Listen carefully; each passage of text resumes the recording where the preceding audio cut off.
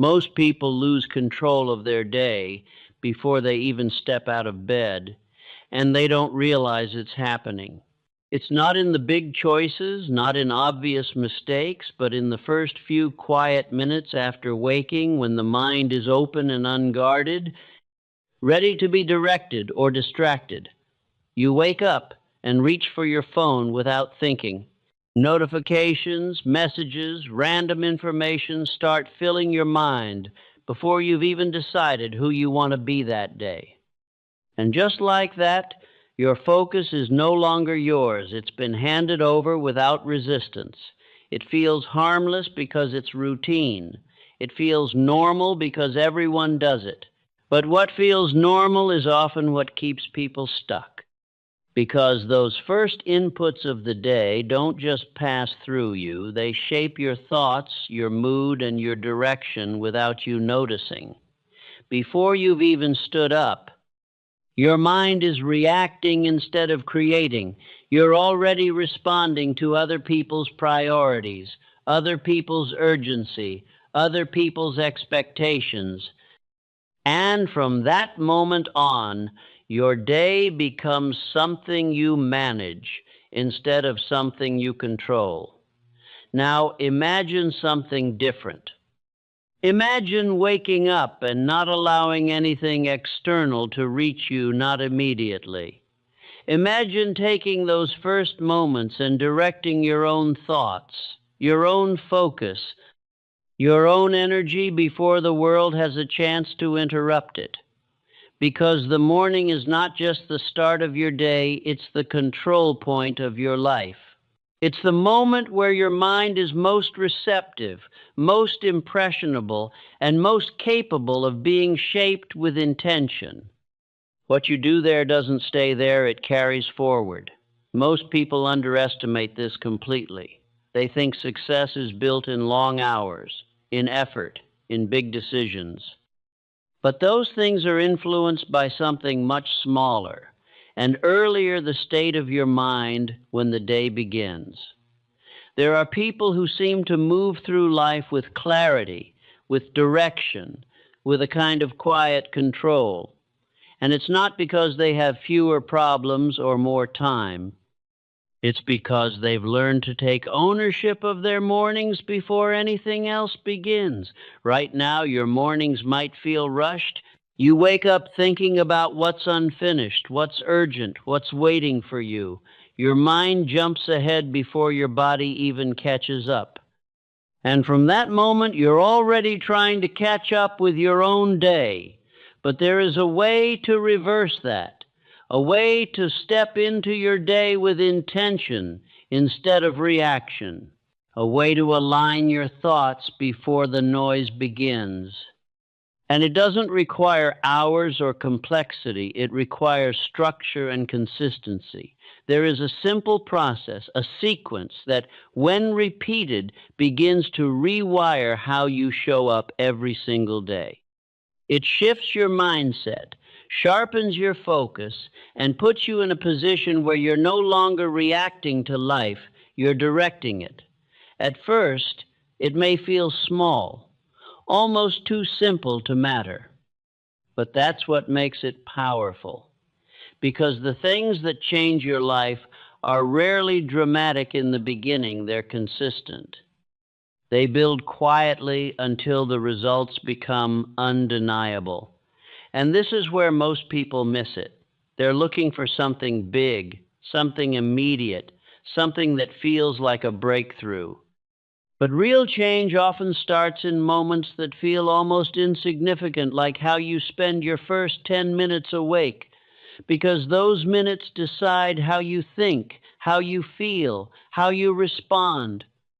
They influence your decisions, your energy, your ability to stay focused when things get difficult, and over time, they shape the direction your life takes. So if your days have been feeling scattered, if your progress feels inconsistent, if you're constantly trying to regain control, once the day has already started, then the problem may not be your effort. It may be where your day begins, because once you learn how to win those first moments, everything else becomes easier to manage. Your focus strengthens, your actions align. Your results begin to reflect something different, not because the world changed, but because you did. And there is a way to do this: three simple steps that don't rely on motivation, don't require perfect conditions, but create a shift that builds with every single morning. A way to take control before the day takes control of you. So before tomorrow begins the same way today did, pause. Because those first moments after you wake up are either setting you up for clarity or pulling you into confusion. And once you take control of them, your life starts moving in your favor. There exists a moment in every man's day, so quiet, so easily dismissed, that he seldom considers its importance, yet within it lies the direction of all that follows. It is not found in the hours of labor, nor in the decisions that appear significant, but in the first few minutes after waking, when the mind has not yet been claimed. In that moment, before action begins, a man either takes possession of himself or surrenders without knowing it. This surrender is not dramatic. It does not appear as failure, nor does it feel like loss. It occurs through habit, through small, repeated acts that seem harmless: a glance at what others are doing, a thought carried over from the previous day, an impulse followed without question. And in these acts, the mind, still unguarded, begins to receive direction that was never chosen. The man believes he is simply beginning his day, yet in truth, his day has already begun without him. For the mind, in its earliest state, is highly receptive. It does not resist. It does not question. It accepts. And what it accepts in this condition carries influence far beyond the moment in which it was received. A single thought, impressed at this stage, may guide decisions hours later without the man realizing its origin. This is why so many move through their days in reaction, not because they lack discipline, nor because they are incapable, but because their direction was never established. They began their day by receiving rather than directing, and from that moment forward, they are responding to what has already entered their mind. They answer before they decide. They react before they think. They move before they choose their direction. And in doing so, they surrender control not by intention, but by omission. Consider the man who rises and immediately turns his attention outward. Before he has gathered his thoughts, before he has decided who he will be that day, he allows the concerns, urgencies, and expectations of others to enter his mind. These impressions, though small, begin to shape his condition. They influence how he feels, how he thinks, and how he responds. He may not notice it at once, but as the day unfolds, he finds himself scattered, pulled in different directions, attempting to regain focus that was never established. He believes the day is demanding, yet it is his beginning that lacked direction. Now consider another man who in the same moment chooses differently. He does not reach outward. He does not allow immediate influence. He pauses, not long, not in idleness, but in intention. He claims his thoughts before anything else may claim them. He decides in those first moments the condition in which he will operate. This decision, though quiet, is powerful, for it establishes direction. He does not wait for the day to shape him. He shapes himself before the day begins. Others will observe this difference, though they may not understand its origin. They will see that he moves with a certain steadiness, that he is not easily disturbed, that he responds with clarity where others react with haste. They may attribute it to temperament, or experience, or even chance, yet it is none of these. It is the result of control established early. The man who governs his first moments governs his direction, and the man who governs his direction influences all that follows. It must be understood that this is not a matter of time, but of order. Many believe that control of the day requires long preparation, extended effort, or complex method. Yet the truth is simpler. It requires that a man take possession of his mind before anything else does, that he decide before he receives, that he direct before he reacts. For once the mind has been filled, it becomes difficult to reorder. Once attention has been scattered, it becomes difficult to gather. Once direction has been lost, it becomes difficult to reclaim. This is why the beginning matters, not because it is large, but because it is first.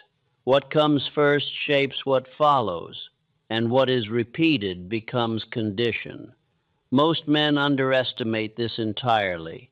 They look to the middle of the day for correction. They attempt to restore focus after it has been lost. They seek discipline after direction has already been scattered, and in doing so, they struggle not because they lack effort, but because they are working against what has already been established.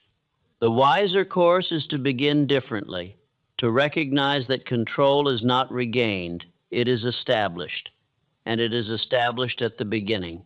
The man who understands this no longer treats his morning as a passage to be rushed through.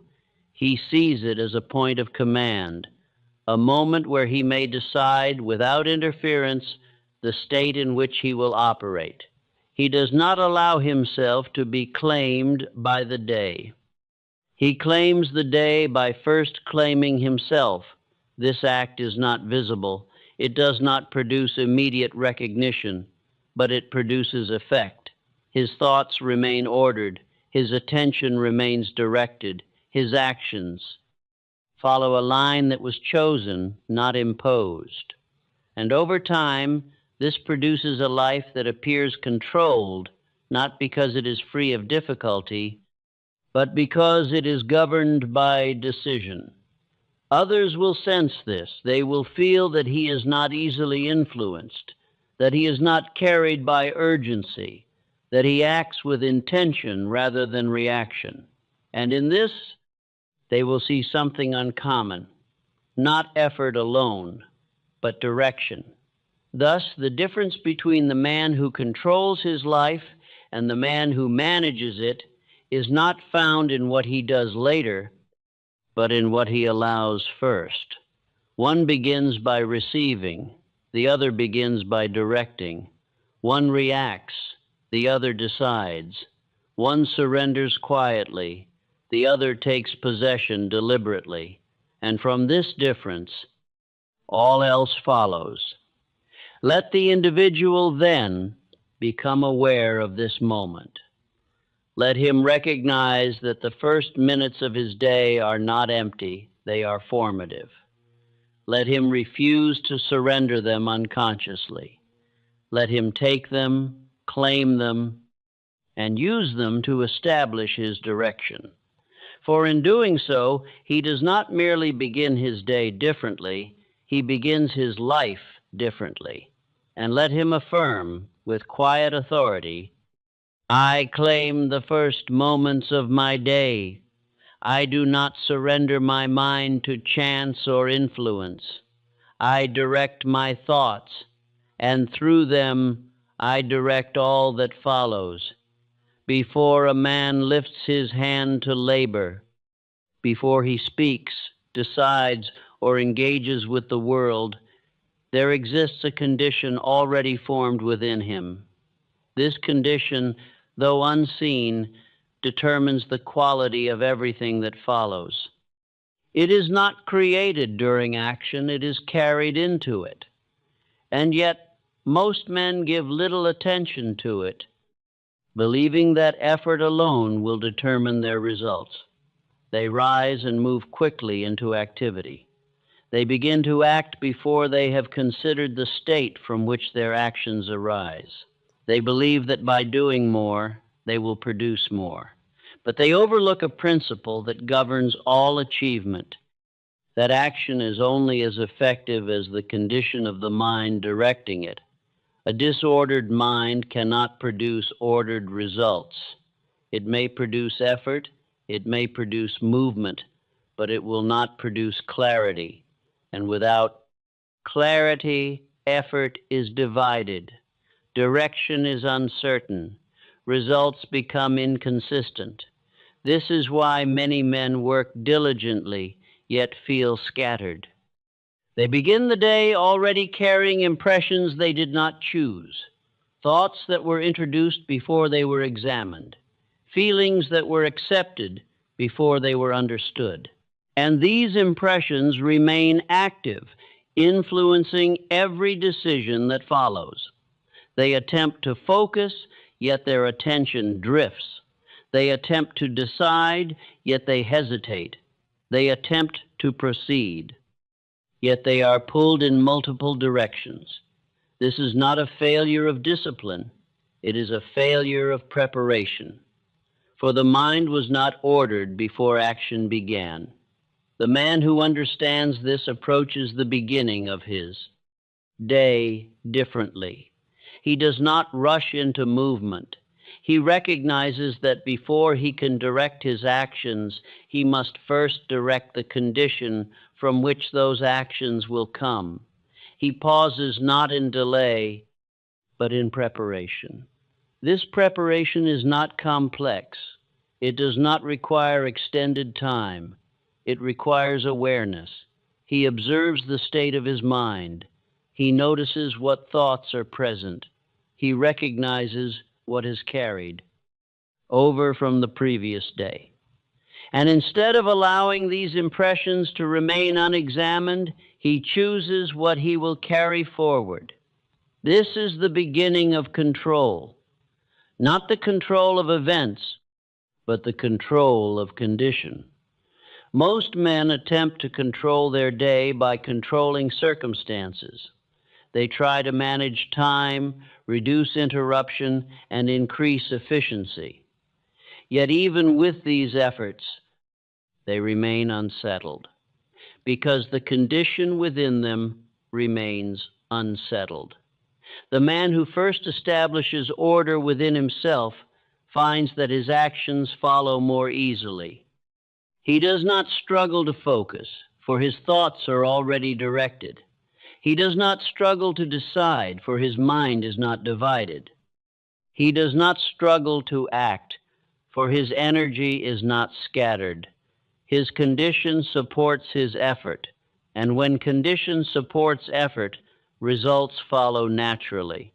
Consider those who appear composed, even when faced with difficulty.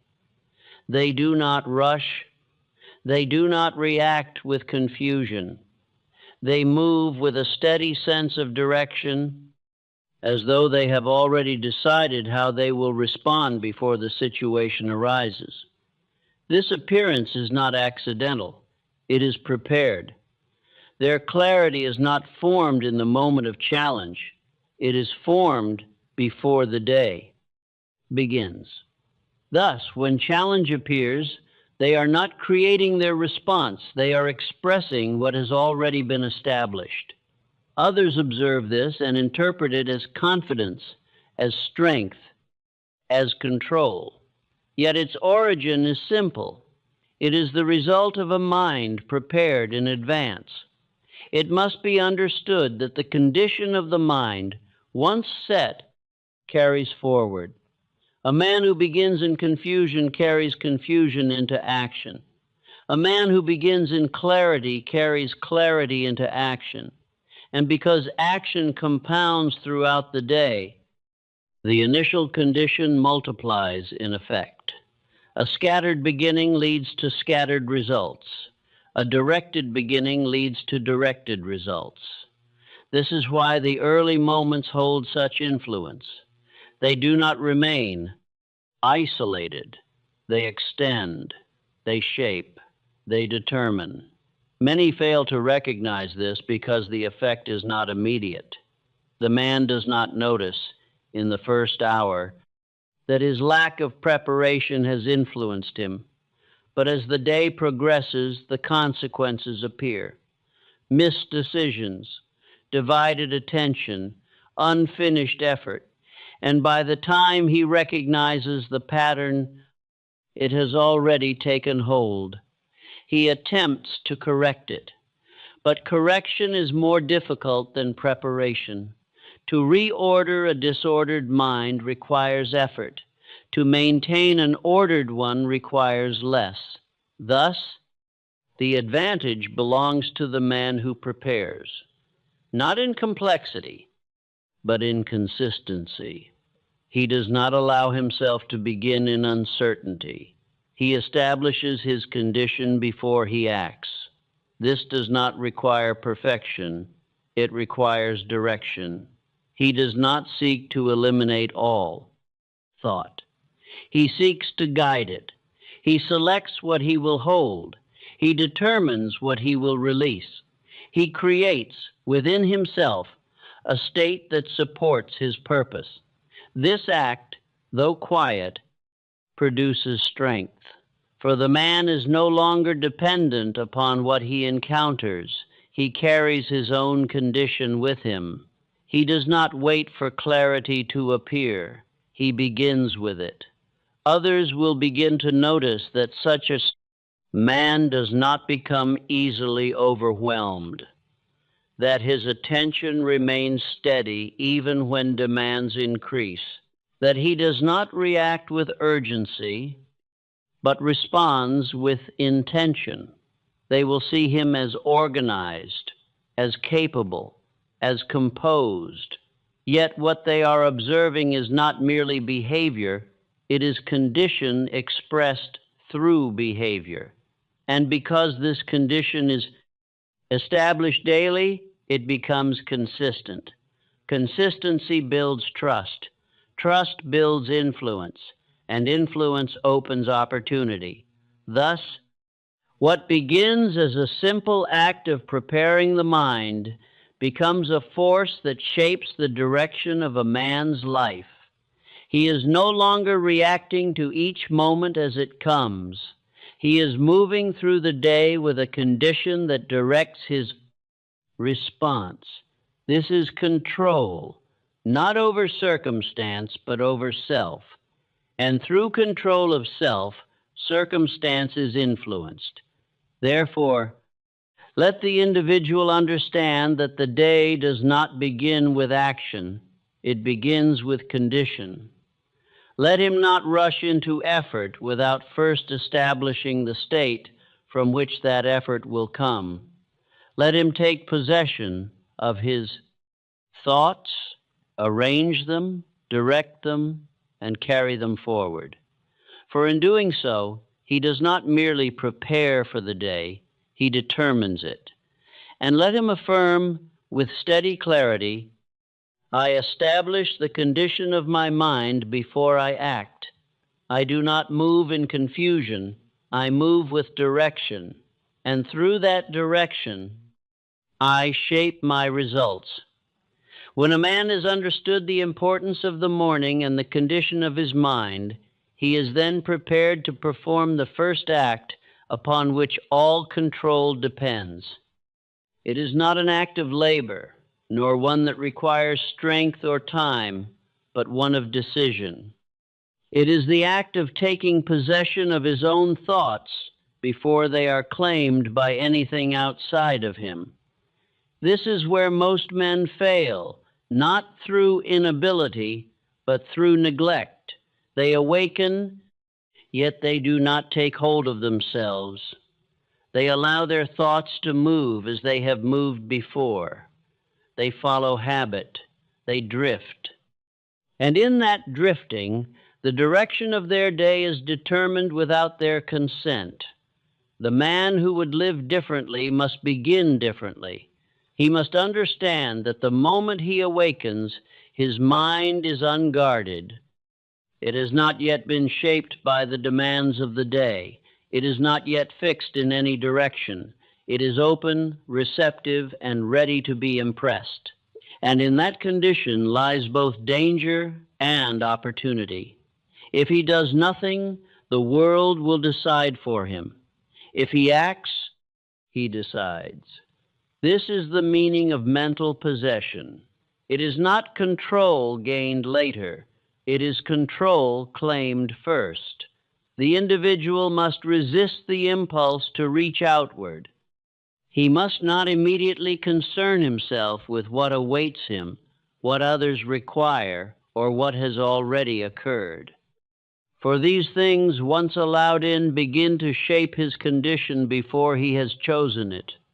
Instead, he must turn inward, not in idleness, but in authority. He must ask himself without delay, what shall I think? What shall I be? How shall I meet this day? These questions, though simple, direct the mind. They prevent drift. They establish ownership. For a man who questions himself in this manner does not allow his thoughts to wander without purpose. He assigns them direction. At first, this act may seem small. It may feel as though nothing has changed, but its effect is immediate. The mind, having been directed, begins to organize itself. It no longer moves at random. It follows the path that has been set, and this path, once established, carries forward into action. This is why the first thoughts matter more than many realize. They do not remain isolated. They become the foundation. A man who begins with uncertainty will carry that uncertainty into his decisions. A man who begins with clarity will carry that clarity into his actions. And though he may not remember the thoughts themselves, he will experience their effect. Thus, the act of mental possession is not about thinking more. It is about thinking first, before influence, before interruption, before reaction.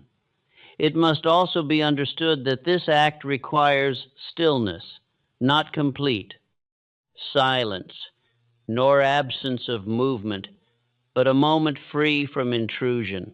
The man must allow himself a brief space in which he is not responding to anything, but is instead choosing. This space, though brief, is powerful, for it is within it that direction is established. Consider the man who, upon waking, remains still for a moment and deliberately chooses his state. He does not rush. He does not reach. He decides. He fixes his attention upon what he will carry into the day. Calmness, purpose, clarity. He does not wait to feel these things. He selects them, and in selecting them, he begins to create them. Others will not see this moment. It occurs before the world is aware of him, yet they will see its result. They will notice that he is not easily disturbed, that he does not become scattered at. The first sign of difficulty, that he responds with intention rather than impulse. They will assume this is his nature, yet it is his practice, repeated, daily, quietly. This is the power of beginning with possession. The man is no longer subject to the first impression that reaches him.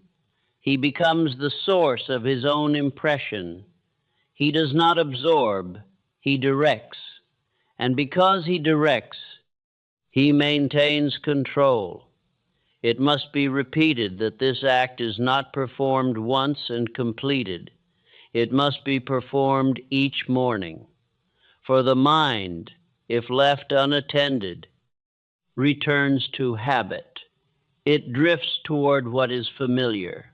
It accepts what is immediate. And thus, the man must claim it again and again until this act itself becomes natural, until he no longer awakens and drifts, but awakens and directs. This repetition produces strength, not visible strength, but internal.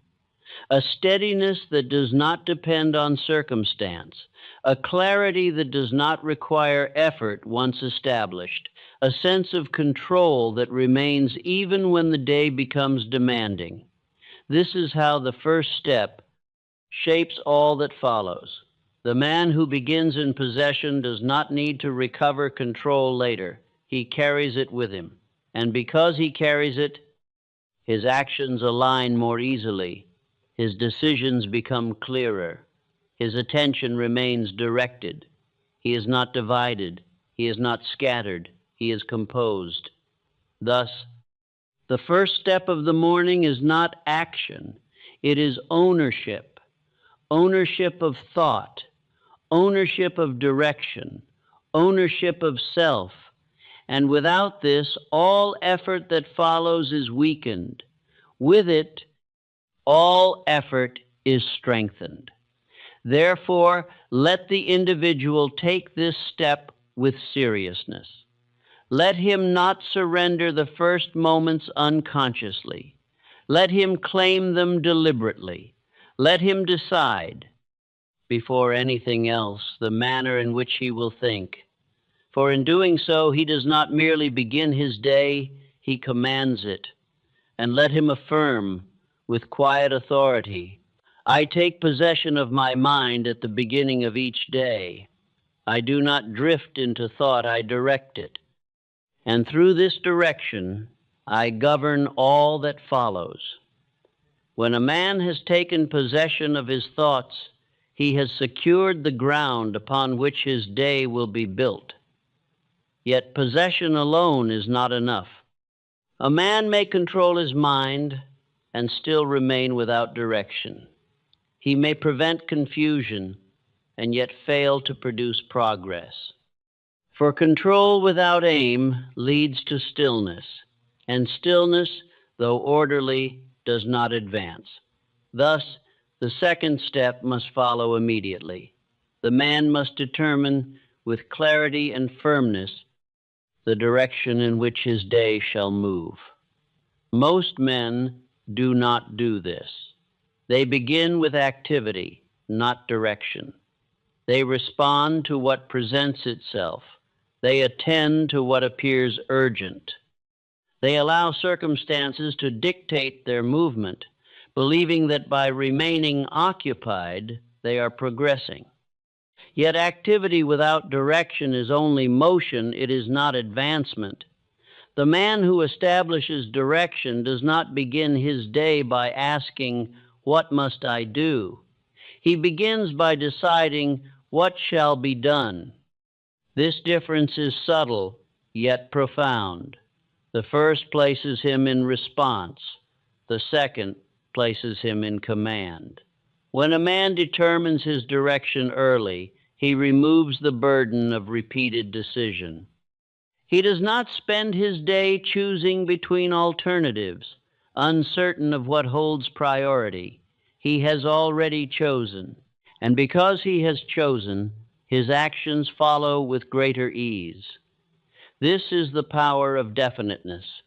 Napoleon Hill observed that men of achievement possessed a quality which separated them from the many.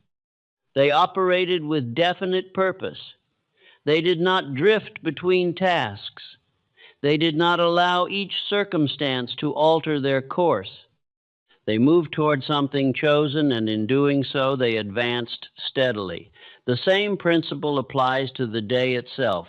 Each day is a smaller life, and if that day is lived without direction, it will resemble the lives of those who drift busy, yet uncertain, active, yet unfulfilled.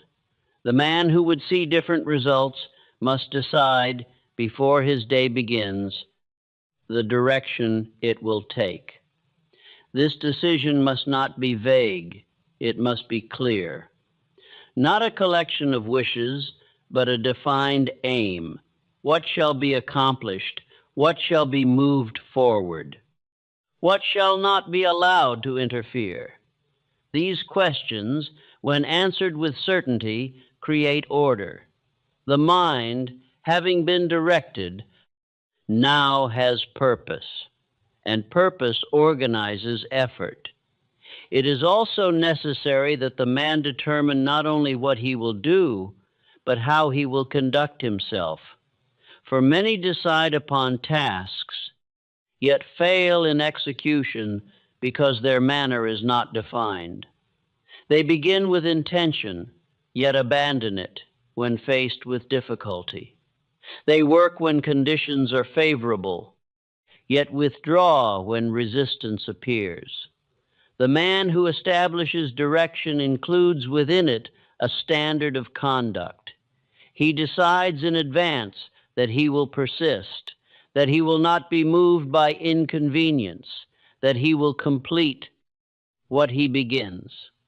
This removes uncertainty. He does not question himself when difficulty arises. He has already decided how he will respond. Others will observe this difference.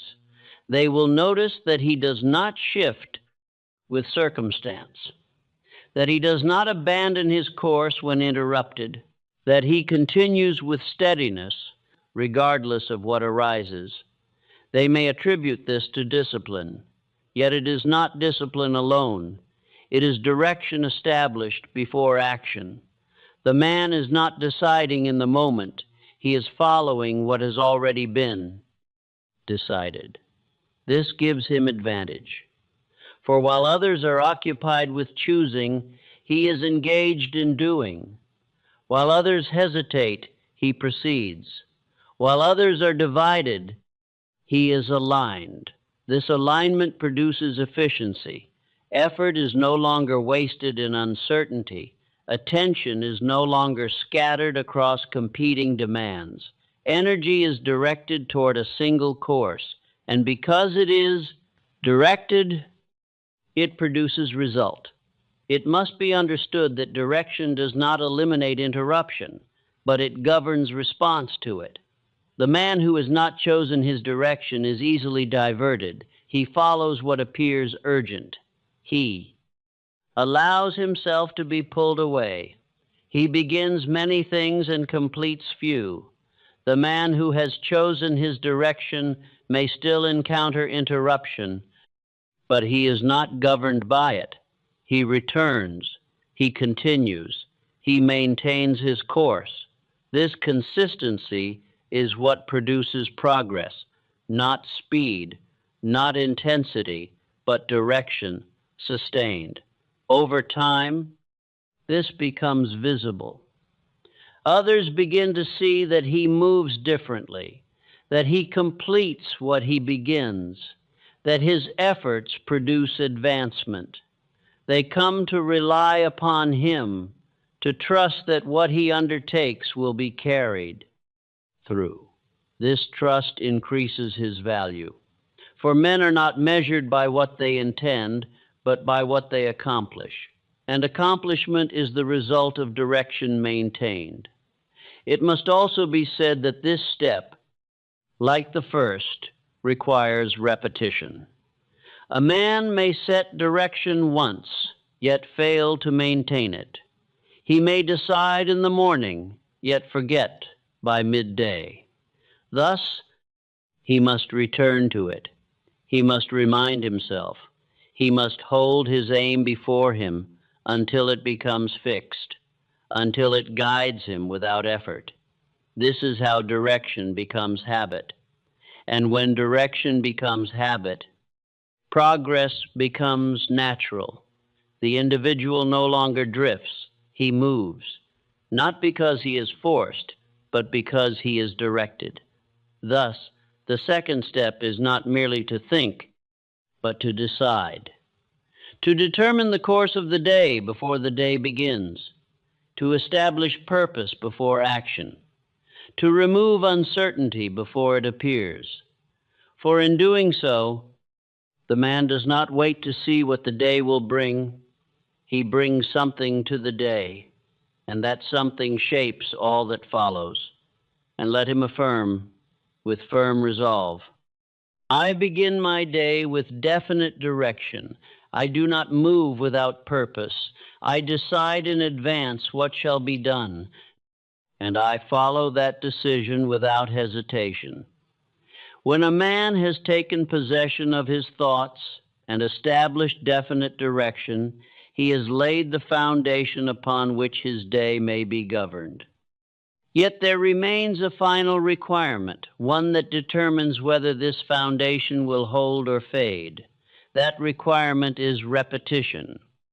For what is done once may influence, but what is done repeatedly transforms. Most men underestimate this principle. They believe that a single strong morning, a single moment of clarity, or a single act of decision is sufficient to produce lasting change. Yet the mind does not adopt what is introduced once. It adopts what is impressed repeatedly. It responds not to intensity alone, but to frequency. Thus, the third step is the reinforcement of the inner state. The man must return each morning to the thoughts he has chosen and impress them upon his mind until they become familiar.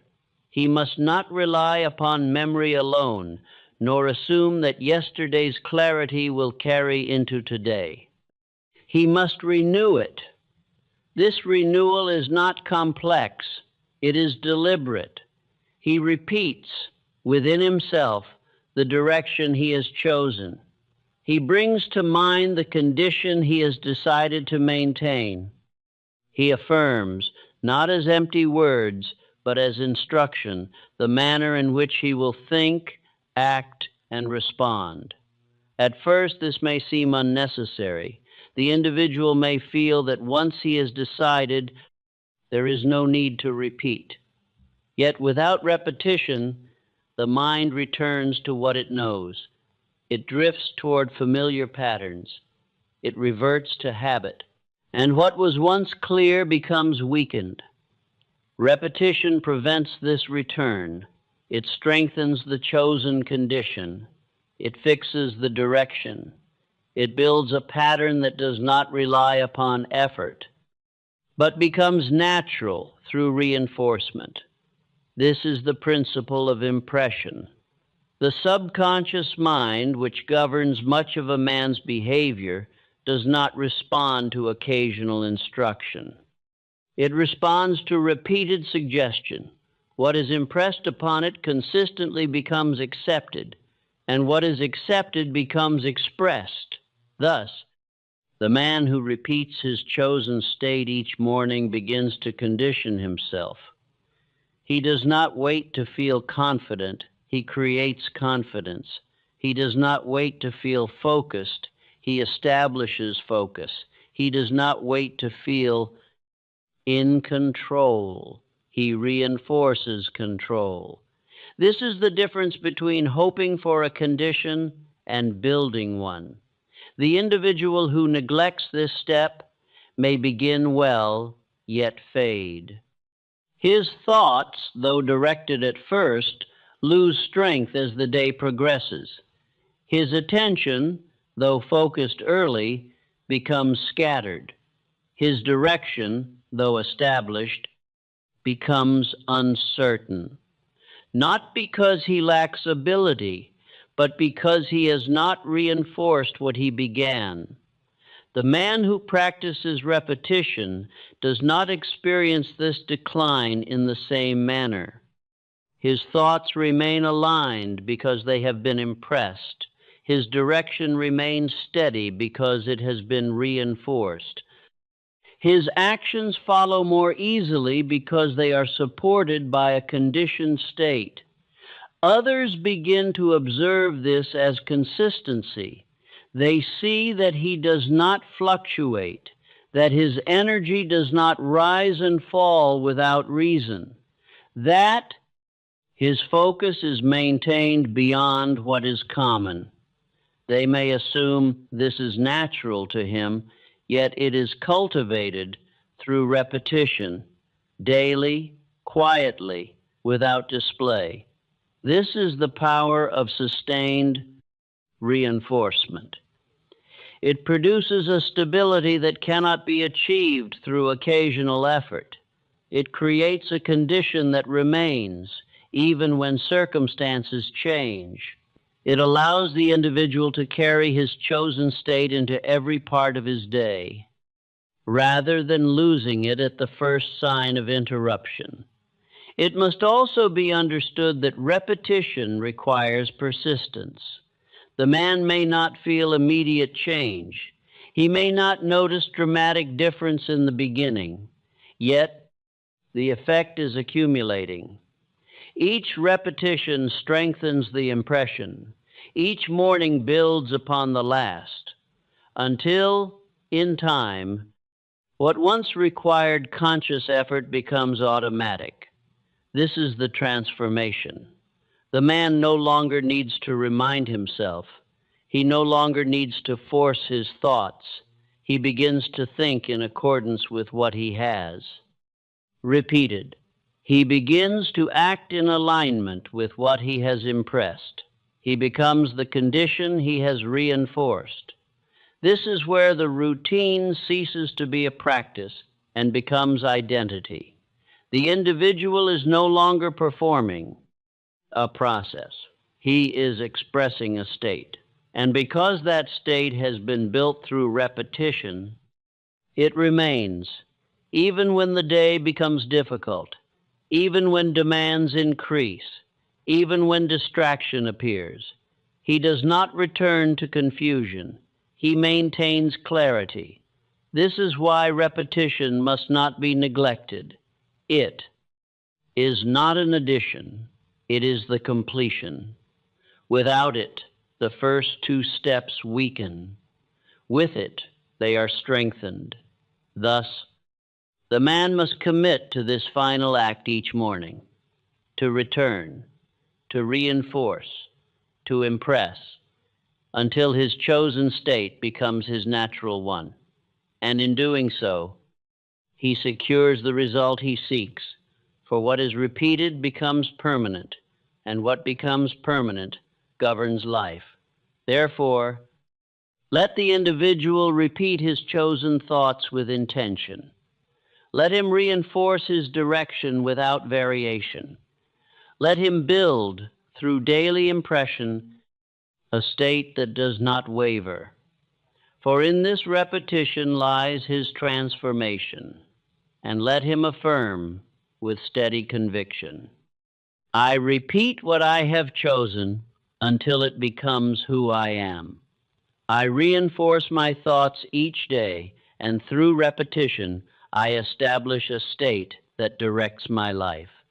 When a man has practiced these steps not once, but repeatedly, when he has taken possession of his thoughts, established his direction, and reinforced his inner state with consistency, there begins to appear a change that is not announced, yet cannot be hidden.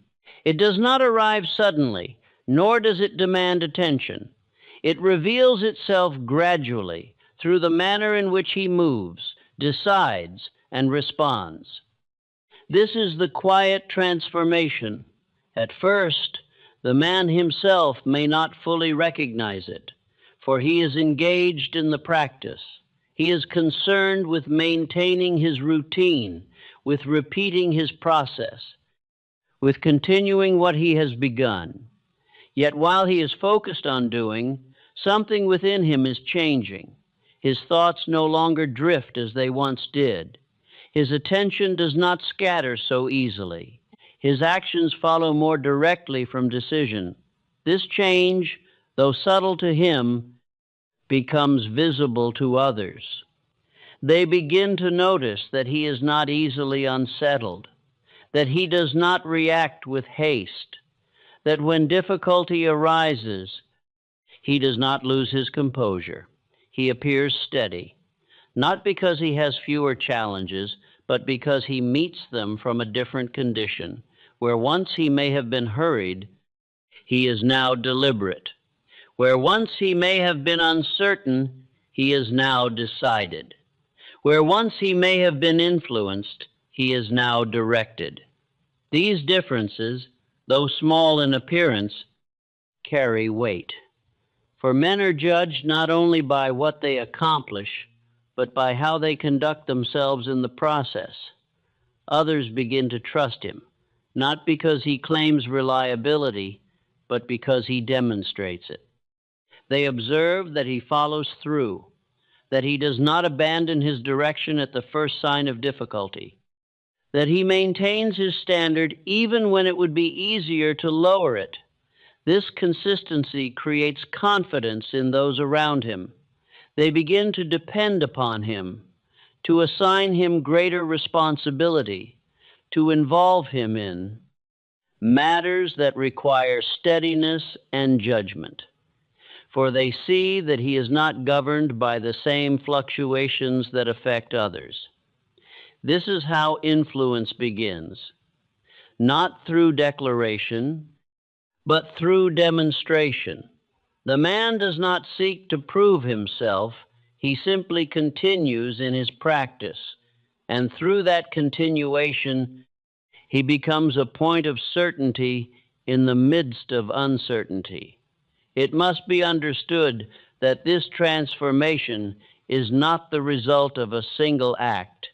It is the accumulation of many mornings, each one taken seriously, each one practiced with intention, each one reinforcing the condition he has chosen. And over time, these mornings begin to shape his days, and his days begin to shape his life. Others will observe that his decisions become clearer, that he does not hesitate as he once did, that he moves with purpose, not urgency. They will notice that he is not easily distracted, that he does not allow small interruptions to alter his course, that he returns again and again to what he has decided. This return is what sets him apart. For most men are easily moved. They follow what is immediate. They respond to what is loud. They abandon what requires sustained attention. The man who maintains direction becomes uncommon. And because he is uncommon, he is valued. It is also in this stage that the individual begins to experience a change in his own confidence, not the kind that is spoken of, nor the kind that seeks recognition, but a quiet certainty. He knows that he will act. He knows that he will continue. He knows that he will not surrender his direction easily. This knowledge is built through repetition. He has seen himself follow through. He has experienced his own consistency. He has proven to himself that he can maintain control. And from this proof, confidence arises. Others will sense this. They will recognize that he does not question himself in the same way, that he does not seek constant reassurance, that he proceeds with a level of assurance that is not forced. This assurance creates presence, a presence that influences without effort, that commands attention without demand, that communicates strength without display. Thus, the transformation extends beyond the individual. It begins to affect his environment. His presence alters how others respond. His steadiness influences the pace of those around him. His clarity brings order where there was confusion. This is how life begins to move differently, not because circumstances have changed, But because the man within those circumstances has changed, he is no longer reacting to what appears. He is shaping how he meets it. And in shaping his response, he influences the outcome. It must also be said that this transformation is not complete. It is maintained. The man must continue his practice. He must return each morning to the steps that created this change. For what is built through repetition must be sustained through repetition. Yet the nature of this effort changes. It is no longer difficult. It becomes expected. It becomes part of his way of living. He does not question whether he will do it. He does it. This is the sign that the process has taken hold, that what was once a routine has become a condition, that what was once effort has become identity, and from this identity, everything else follows. Thus, the quiet transformation is not something that is announced. It is something that is observed in the steadiness of action, in the clarity of thought, in the consistency of behavior, and those who observe it will respond with trust, with opportunity, with recognition, not because the man seeks these things, but because he has become the kind of man to whom they are given, and let him affirm with calm certainty. Through consistent practice, I have become steady in thought and action. Others see in me what I have built within myself, and through that, my life moves with direction and purpose. When a man has governed his mornings with consistency, when he has taken possession of his thoughts, established his direction, and reinforced his inner state until it becomes natural, there comes a realization that is both simple and profound. He begins to see that the conditions of his life are no longer appearing at random. They are responding, not to chance, not to circumstance alone, but to him. At first, this realization is subtle. The man notices that his days no longer feel scattered, that where once there was confusion, there is now order. Where once he felt as though he was catching up, he now feels as though he is proceeding. He is no longer reacting to the day as it unfolds. He is moving through it with intention. This change does not occur because the world has altered. It occurs because he has. The same demands may be present. The same responsibilities may remain. The same uncertainties may arise. Yet his response is different. And because his response is different, the result is different. This is what is meant when it is said that life begins to move in a man's favor. It is not that obstacles disappear. It is that they are met with preparation rather than confusion. It is not that difficulty ceases. It is that difficulty no longer disrupts direction. The man who begins his day in command does not need to regain control later. He carries it. And because he carries it, he is not easily moved from his course. Others will begin to observe this more clearly now. They will see that he is not hurried in the same way, that he does not become overwhelmed by what appears urgent, that he handles matters with a steadiness that seems uncommon. They will say that he is fortunate, that things seem to work for him, that he appears to have control where others struggle. Yet what they are witnessing is not fortune. It is alignment. The man has aligned his thoughts, his direction, and his actions from the beginning of each day. And because he is aligned, his efforts are not divided. His attention is not scattered. His decisions are not weakened by uncertainty. Thus, his results become consistent, and consistency, over time, appears as advantage. Opportunities begin to respond to this condition, not because they were created for him, but because he is now prepared to recognize and act upon them. Where others hesitate, he proceeds. Where others doubt, he decides. Where others delay, he acts. This difference changes outcome. For opportunity does not favor the man who waits, it favors the man who is ready. And readiness is established before the moment arrives. The individual who governs his mornings lives in readiness. He does not need to gather himself when something appears. He is already gathered. He does not need to find direction when a decision is required. He already has it. This gives him an advantage that cannot be seen directly, yet is felt in every result.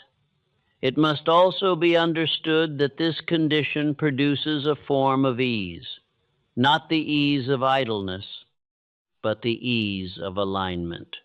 The man is no longer struggling against himself. He is no longer divided between intention and action.